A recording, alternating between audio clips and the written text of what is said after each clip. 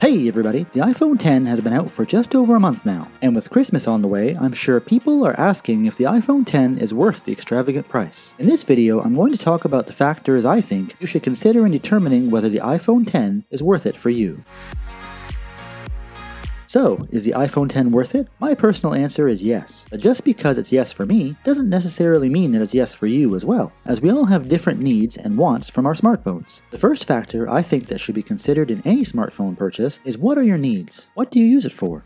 If you never download apps or only use it to message and talk on the phone, you can save a bundle and get the iPhone SE starting at $349 US. It's more than capable of running most apps well and provides a wonderful iPhone experience. It's just a smaller form factor with the iPhone 6s processor. It's a great savings if all you need is a gateway to the Apple Messages app, or you're just one of those people who prefer a smaller phone. But if you use demanding apps often and would benefit from a larger screen, then the iPhone 8 or 8 Plus are wonderful options. They're still running the newest processors with most of the same features of the iPhone X, with the iPhone 8 starting at $699 US. The next thing to consider is whether or not you're okay with learning new ways to do things. Do you feel like adapting? The new iPhone X requires you to learn some new ways to do things due to the lack of a home button. If you enjoy being an early adopter and are on board for learning new things, then it's not a problem.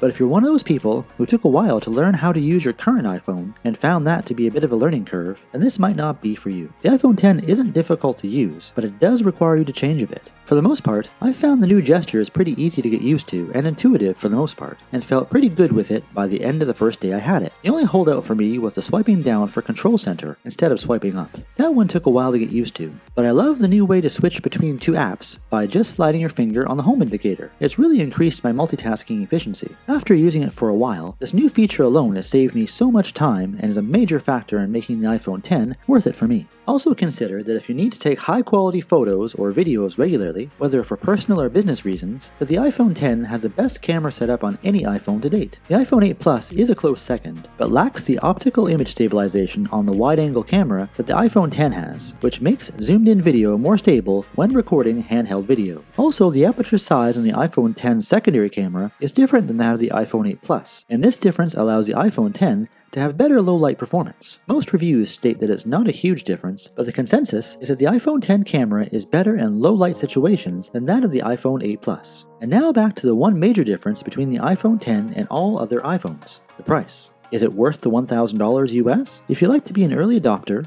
enjoy learning new things, and are looking for the best camera on an iPhone with a new stunning Super Retina display, then the iPhone X is definitely worth it.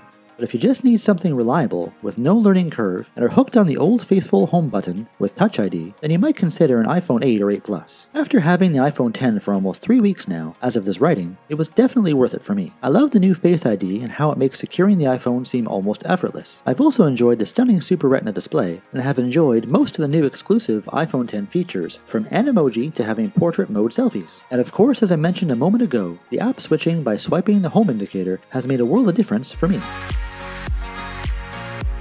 Is the iPhone X worth it for you? Let us know in the comments below. If you found this video interesting or helpful, feel free to give it a thumbs up. And while you're down there, don't forget to subscribe to the channel for more tech videos, including tech how-tos, every week. As always, thanks for watching, and we'll see you in the next one.